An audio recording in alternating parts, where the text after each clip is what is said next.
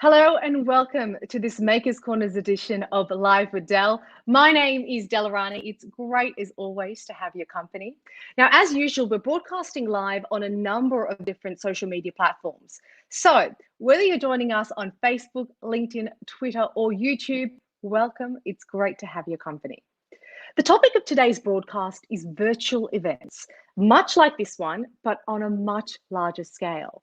Now, before the coronavirus pandemic, many of us were either planning on attending an event or perhaps we were organizing one, whether that was a conference, a product launch, or maybe just even a networking event. So, how do you take a real world event into the online or virtual space and do it successfully? Well, to talk more about that, I've got a couple of fantastic guests lined up on today's show. But before I introduce them, I just want to remind all of you, our viewers, wherever you're joining us, that this podcast is really about you. We want to give you a voice and give you an opportunity to ask your comments and leave your questions. So please feel free to do so throughout this broadcast. My two producers and partners in crime are standing by, Christopher Lee Decker and Adam Cleveland. They're to be monitoring your comments and questions. There they are on your screen. And you will notice during this broadcast that I will invite them back intermittently to share your comments and questions. So, feel free to jump in as or when you would like. So without any further ado, I'd like to introduce Max Altschuler. He's the founder and CEO of SalesHacker. He is a sales expert and the best-selling author of books on sales and career hacking. A very warm welcome to you, Max. Thank you for joining us. Thanks for having me.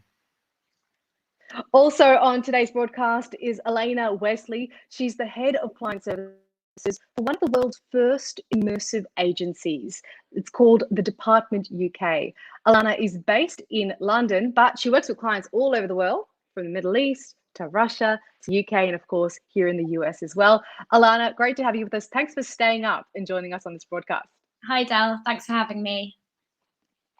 All right, guys, let's just jump straight into it. Max, I want to start with you. You're hosting a pretty big virtual event in just a matter of weeks. I believe it's called Unleash Virtual Event. Was it always supposed to be online, or are you a great example of the person that's taken a real world event and moving it into the virtual space?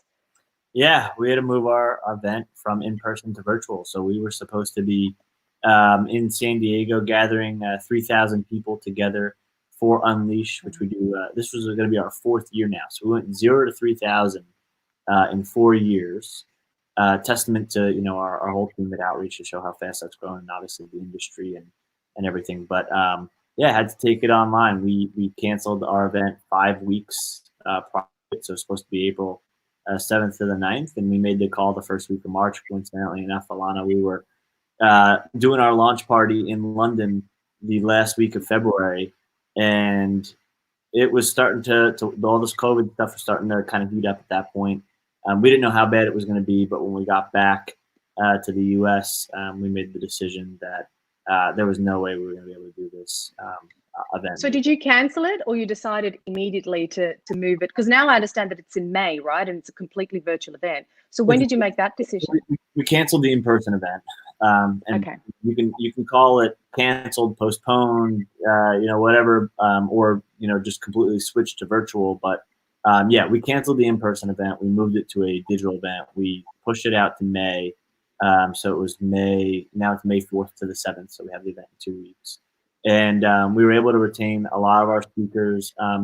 We had to make some pivots on things we can do with our sponsors. We had 45 sponsors signed up for exhibitor booths and et cetera, et cetera. And that same kind of thing doesn't work on a virtual event. So we pared that down considerably, and just kept our platinum and gold sponsors for that, and we're repackaging, repurposing some things for later in the year. But we moved everything over to virtual, thinking that later in this year we would be able to attend Dreamforce, and we will be able to do our Summit Series road shows. And now we're looking at the landscape, and we might not be able to have another in-person event at any size or meaningful scale till later than this time next year. We're looking at June 2021 for dates for Unleash, and even that might be a stretch. So you said you had 3,000 people coming to the event when it was going to be a real world event.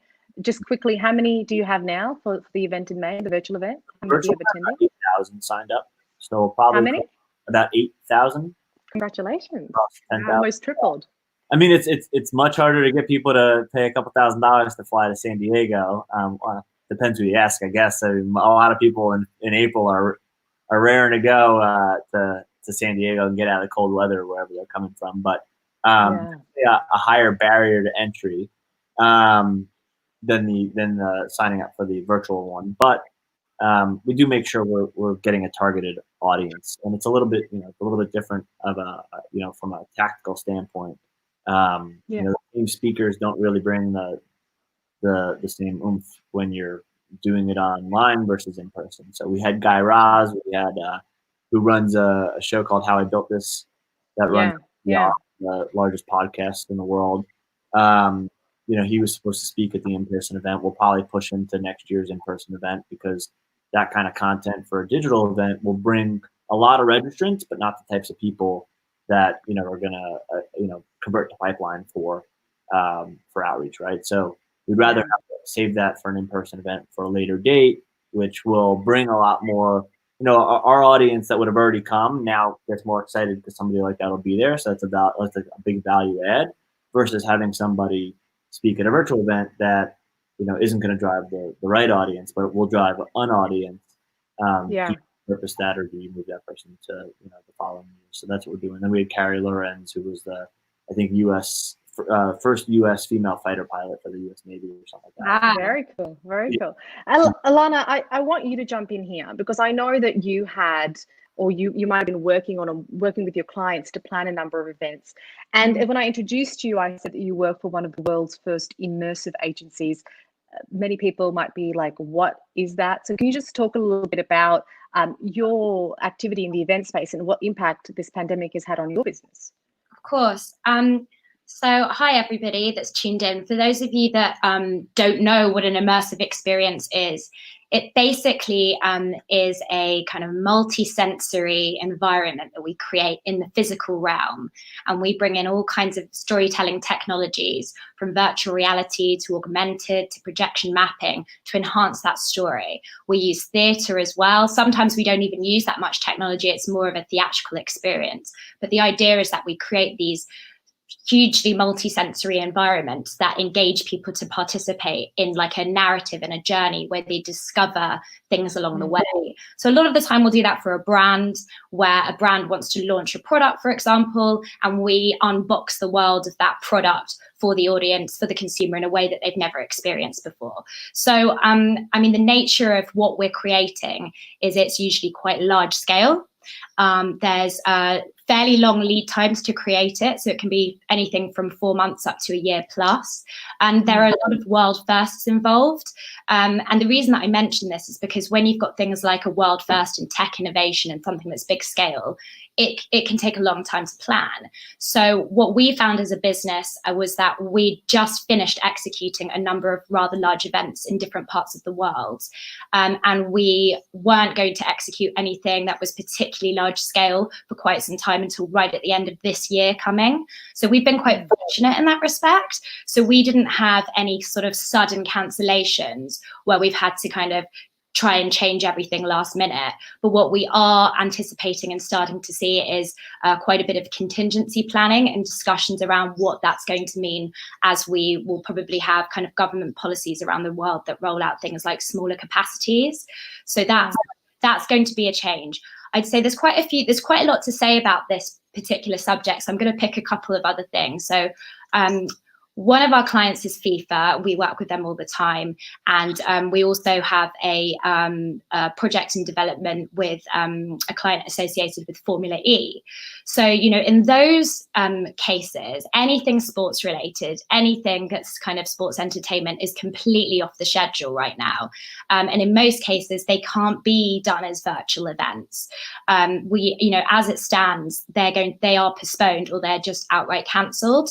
So those projects were kind of things that were in early stage planning, and now we're just in a kind of postponement phase where we'll be revisiting the opportunities later in the year as kind of schedules open up again. So that's left quite a big hole, I'd say, in the events industry. But I mean, the other thing to say about everything that we create as a business, as an immersive creator, or any events organization generally, is that we really don't try and just live in a physical world. What we do is very integrated. So we try and have kind of integration with social and digital channels. We create content because it's really important that when a client spends money, they're actually able to scale their message beyond that physical live experience. So that's always been the case with a really, really strong event strategy. And that will be more important than ever now in terms of how do you leverage all those virtual and digital tools to create something really exciting and engaging for an audience. And is that something that you were doing as well, Max? You know, similar to Alannah's point, where there was already a certain amount of integration between physical and virtual, even prior to our current situation. Was your business in your event planning, was that something you guys were already adopting, or have you found that you've gone from 0 to 360 in just, you know, a matter of weeks? Yeah, I mean, so I'd say that like we treat our marketing organization as a media company. So like everybody's marketing now is a media company. We have a podcast, we have a book, we have conferences, we have roadshow events, we have webinars. It's all about media. It's all about education. It's all about education mixed with entertainment for our audiences that leads to us being one, if not leader in our space, but two, driving demand, you know, for our product. So we already had a mix of digital and in person. Now for the specific event, like Unleash, when we take it online, we're doing a Slack group just for Unleash. So for attendees that want to engage in that regard. We would live stream our keynote from our conference, but no other content from the conference. Now everything live stream. We're doing a virtual like sponsored booth kind of expo situation, something we wouldn't have done in the in-person event. I think the interesting thing about all of this is that we will look at some of this, you know, as a follow-up to our event. What are the key learnings? Do we want to do the virtual event again? When we go back to in-person, are there things that we want to take from the virtual event, and add to the in-person event? So I think it is a really interesting exercise for our marketing team to understand, like, oh, wow, what worked really well here? And, you know, do we want to do a big conference and a virtual event every year? Do we want to do a virtual event under one of the brand we acquired, which was SalesHacker, which was my company that was acquired by Outreach? Do we want to run one from that for SalesHacker every year and then do the in-person one for Outreach? So how do we figure out what that looks like and how they kind of intertwine there? So there will be some key learnings from this that we use to improve our in-person event. When we go back to that, there might be some things that we use and say, oh, we should do this also, to be seen. But we're already, I think, learning a lot. Okay. Yeah, I just want to take this opportunity to just put the questions out there to get some questions from our audience. Sorry to interrupt you, Alannah. So I'm just going to invite Chris or Adam. What are our audience saying? Do they have any questions or comments at this stage? Absolutely. A question from the Profit team is, how do you account for attendee engagement during virtual events? Yeah, for us, we've opened up the Slack channel so that they can interact in the Slack. We'll have certain different channels. So one channel for us might be sales operations, one might be sales development, sales compensation, whatever people are talking about in the sessions. We'll have channels for people to go in there and interact with, you know, what they've heard in a session. We're going to have the speakers from the sessions go in there after their sessions. If any of them are on demand, we'll have them in there at a certain time that we, you know, put on the agenda so people can watch the session and ask the speaker questions at the same time. So hopefully they can get a really engaging and educational experience. In terms of attendance rate, that's to be seen. I think for anything that's live, we'll probably get somewhere between 15 and 25% attendance rate. For anything that's on demand, probably closer to 50 to 60%. The one wrinkle that's really so significantly higher for online. That's got to be a big point of difference, right? So I should clarify further. So anything that's live content, so everything is digital in this. Right. So anything that's on at like 1 p.m., if somebody tunes into that session at that time, that's what I would consider like live viewing. Okay. Yeah. That's way lower than on demand. You have, 2 weeks to watch. Yeah. We think it'll start at 15 to 25%, eventually hit 50 to 60%. The one little wrinkle that's happening right now in this kind of post-COVID era is a lot of people losing their jobs. So people who sign up for an event that were on the email list, that were getting notified of the event happening, may not have access to that email anymore. So like that's those things we're looking at right now. We're like, I wonder how much that's going to happen. Like, there's really nothing we can put in place outside of that other than collecting personal email instead of work email. You know, I'm not sure we want to do that either. Sure. Alannah, what about, I'd like to just get Alannah to jump in. What's your thoughts on this question? How do you account for attendee engagement during virtual events? Well, I actually think so. In the case of an immersive experience, you're looking to tell a story and create audience participation. So my advice to anyone when they're curating an immersive virtual experience is you are going to take those principles into a virtual world. So how are we going to curate engaging content that is interactive? You know, there may be voting involved. It might be that there's actually, you know, you're integrating storytelling technologies like augmented reality that can come alive in the home for somebody and then they watch things on the screen. So I'd be really looking at building this kind of story in this world that people can participate and engage with online and seeing what that engagement is like to see how captivated they are by that story. You know, you might have a story that you create that's multiple choice as an experience and you bring that into an online platform. So for me, it would be really about what is that kind of engagement like? You know, are people, you know, if you create a journey in the real world, the way you curate that, if it's purely online, does need reconsidering so that, you know, we have really short attention spans. So, you know, things like episodic content is fantastic for that, integrating chats into the conversation. So that's where I'd be looking from my perspective. Sure. We have another viewer question as well. Adam, what are they asking? Yeah, so Hassan Archer was asking, one of the key benefits from conferences is networking to really deepen relationships and also those kind of one-off chance meetings that lead to new opportunities. So how can this be handled well in the virtual space? That's a great question, Hassan. And we've got Max, who's a bit of a sales expert on this. Max, you mentor a lot of salespeople. You know, how do you give this advice? How do you help people, you know, make those sales or make those important connections when you don't have face-to-face contact? Yeah, so for our attendees that want to network with each other, that's why we have the Slack channel with the different sub-channels under it. So there'll be the Unleash channel and the sub-channels. Like whatever the content topic is on, you can even go into your session and connect around those things. And you'll be able to message individuals, hey, I loved your comment on X, Y, and Z. We should connect. And take it from there. So they'll be able to interact from there. For our own sales reps, we do have, you know, we drink our own champagne. We use our own product, obviously, to follow up with our customers and our prospects, but we do have, you know, an outreach strategy pre and post for people who are signing up that are prospects and customers that we want to engage with. So pre-event, we're reaching out, adding value, understanding, like, you know, what are you most interested in learning? What are the things that are most important to you? Do you want to network? Do you want to watch the videos? What are the key takeaways that you're hoping to get out of this? So our reps are building rapport, understanding how they can support whatever those pain points are, or the things that they want to get out of the event, and then post-event follow-up as well. You know, with our customers and prospects that are signed up for the event. You know, we obviously have our target accounts, so our reps are grouped by targeted accounts. They know who to reach out to and what their message is going to be based on what content they engaged with and what were some of the things that they cared about before the event. So we have a strategy around that.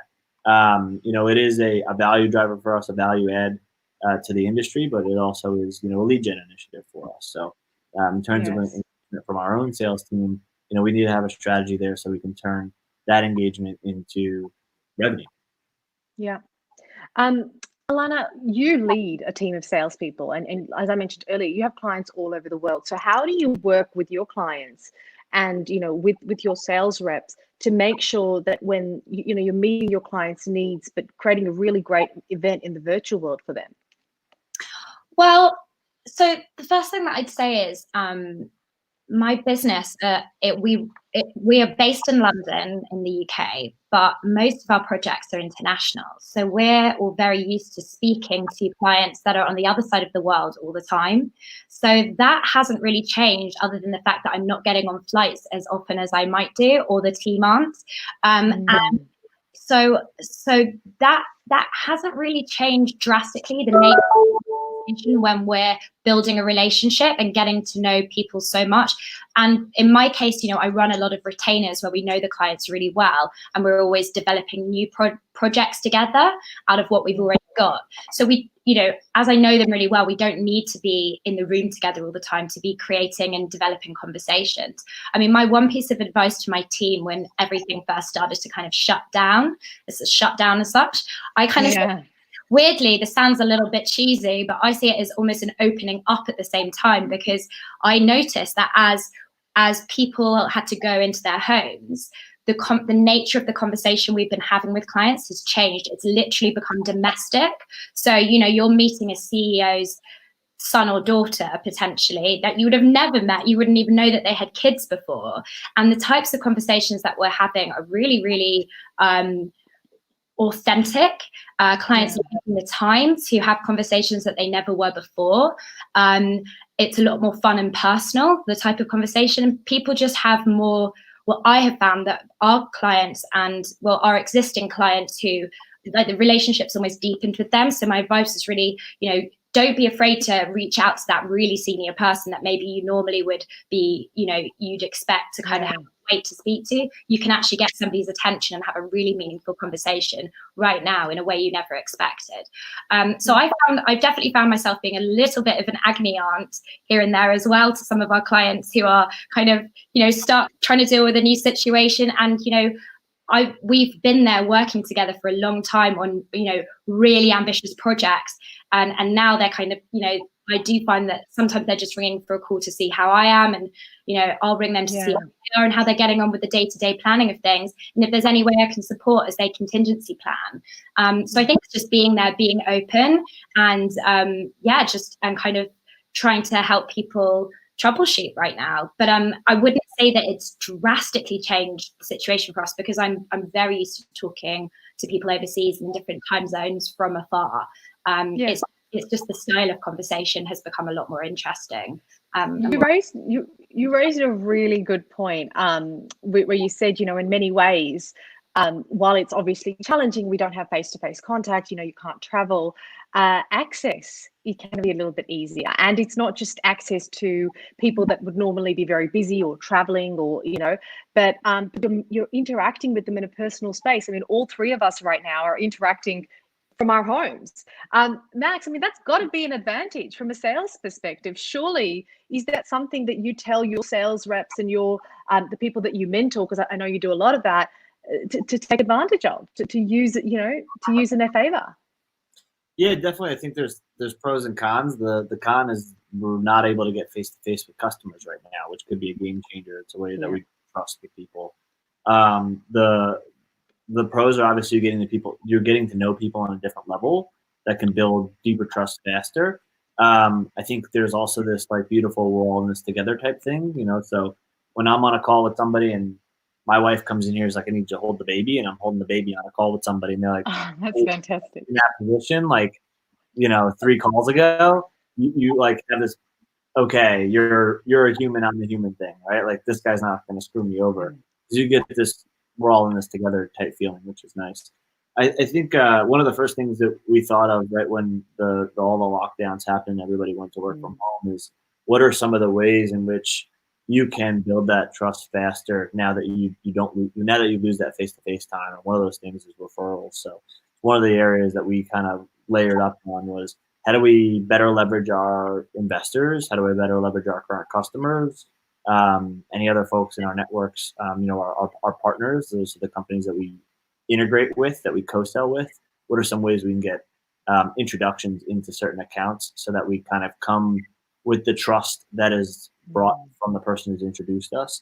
So we're working on other ways to have that trust built without the face-to-face time. But I do think that since everybody's working from home, and not just, one side of it, the other side of the office. They do get to know people on a different, wavelength. And you see like the back of somebody's bedroom, and the back of the door is like a pink kimono, and you're like, oh, you're the pink kimono person. So, there's this funny stuff like that. It's like, did I see 3 cats in the background? Like, yeah, if you hear my dog howling midway, you're in my house. We have another. Oh, I was just going to say, sorry. One of the things that we developed, actually, our sales team created, was like a COVID survival toolkit for our clients, which was really like tips and tricks and reminders of how we can work together collaboratively, even when we're far apart. So, a lot of what I do with kind of technology and innovation is planned from afar. I was working on a project on a private island in the Bahamas last year. I didn't set foot on that island until the week that we were actually implementing the project. All the planning that we did and all the specialists that we worked with, we were all based in different countries and different places. The lead time on that was a good year in advance. And quite frankly, there's nothing like the magic of being together as a creative team, for sure. And also getting in a room with the CEO of that business and saying, right, this is where we've got to. But I could have very easily done that virtually. So our toolkit that we sent out to all our clients really helps them think about the different types of projects that we can very easily be planning in advance. But I think underneath that, there's an understanding that the nature of projects as well may drastically change strategically and in terms of how we want to bring communities together in the first place. So that needs to rethink. But in terms of the output, there's a lot that we can be doing remotely. So that was one of the tools that we created for our client base to help them think differently. Fantastic stuff. We're coming towards the end of this live broadcast, so I just want to throw it back to Adam and Chris for any comments or questions that are coming in. Absolutely. We have a question coming in off of YouTube. Do either of you feel that there will be a large demand for gamification applications to increase user engagement? If so, in what way?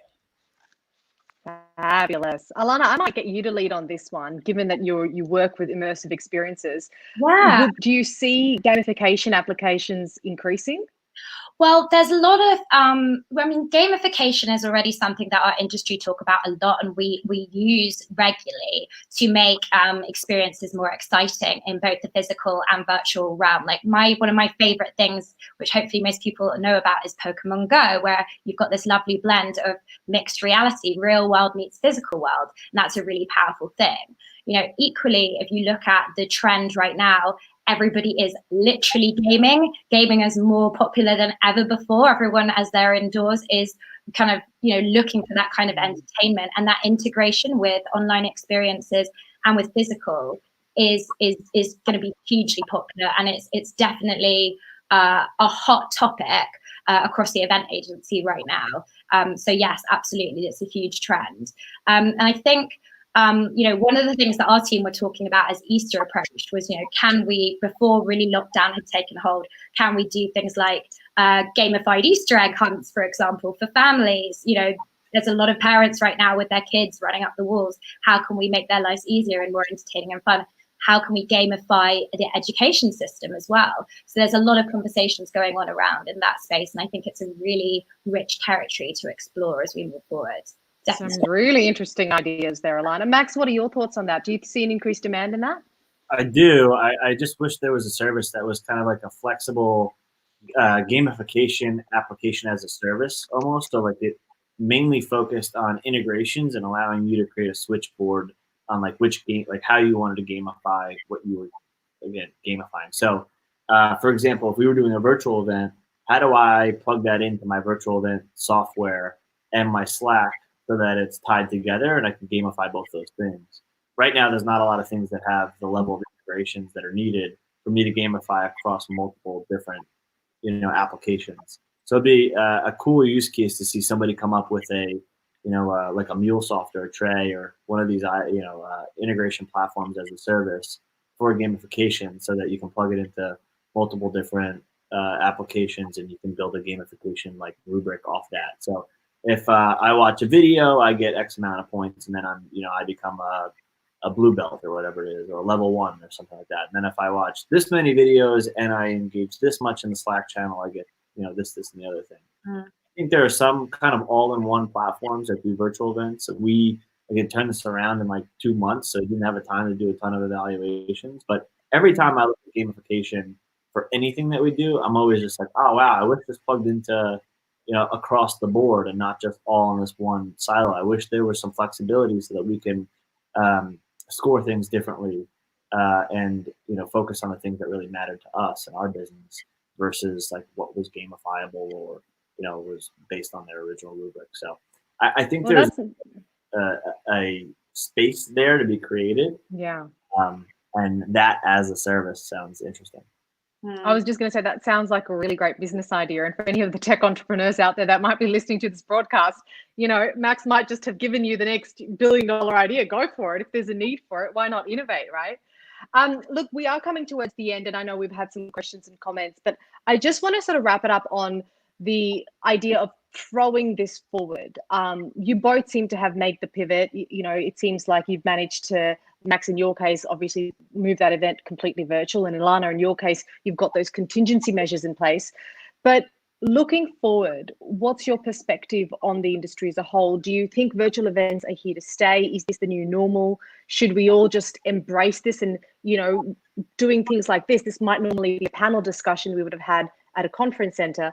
Is this the new normal? Should we just embrace it? Alannah, you want to? So I think the most important thing to say about this is actually that this virtual lifestyle is not something new, like as in it is new on the scale that we're experiencing it, but it is not new to to many people. Like we were doing conferences, we were, doing gym classes online.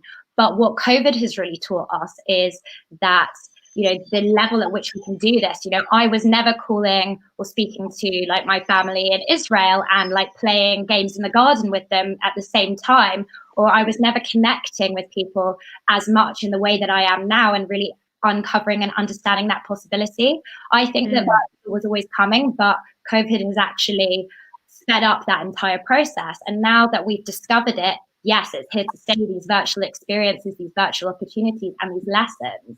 I think, truth be told, the technology to create truly immersive virtual experiences, it is not there yet. And we're a good year out from actually having kind of spatial software technologies. And, we don't have 5G yet. There's so many technologies that still need to come into play before we're going to be able to create truly immersive, engaging environments. So I think that is a stumbling block that will be overcome. So, we talked about gamification just now. There's another example of a place where technology still has far to go. But once we reach that tipping point, I think we'll see a lot more virtual. I mean, things like working from home and that culture, that's here to stay now. I think it's a really positive thing for many people who need more flexibility in their lives. So yeah, I do think that it has fundamentally changed the event industry, and in many positive ways, and it will do for a long time, and will help us overcome some of the challenges we're experiencing today. Max. Yeah, I'll echo some of those points. And like we're moving our event from in-person to digital. We'll learn a lot of things from that we'll probably end up using in the future. Same thing with your family. We only see our family a couple times a year anyway because we don't live near them. But now we're FaceTiming and Zooming so much more often. I think we'll end up doing that in the future. And then Alannah, I can geek out with you about sports and the FIFA, but esports was becoming a huge thing before this anyway. So now you're seeing ESPN play basketball tournaments on NBA 2K, whatever, or FIFA 20 has like a whole thing on like Sky Sports now where they're playing FIFA tournaments on video games. So esports, that resurgence was already coming. This might speed it up, or this might supplement. Maybe they'll have their own championship at some point, or if they don't already, that's nationally televised. So I think there's some things happening there where it's kind of speeding things up, or at least making things a lot clearer for people where it's like, oh, this actually does have a place in our current lifestyle. All right. Well, fantastic stuff. Max Altschuler and Alannah Wesley, thank you so much for joining us. I'm just going to invite Chris and Adam back into the conversation. For any last questions, comments, or thoughts? I thought this was an amazing talk. Thank you both so much for your time. Yeah, I will echo that sentiment. Really appreciate everybody joining. This has been an awesome event. Thanks a lot. Thanks for having us. Well, thank you all so much for your company. Thank you both, obviously, to our guests, to my partners, and to the audience out there that's watching. Thank you for tuning in. If you would like to leave any comments on who you would like to hear from next, or what topics you would like us to discuss, feel free to leave them in the comments section below. I'm Alannah. Thank you for your company. We'll see you next time. Bye.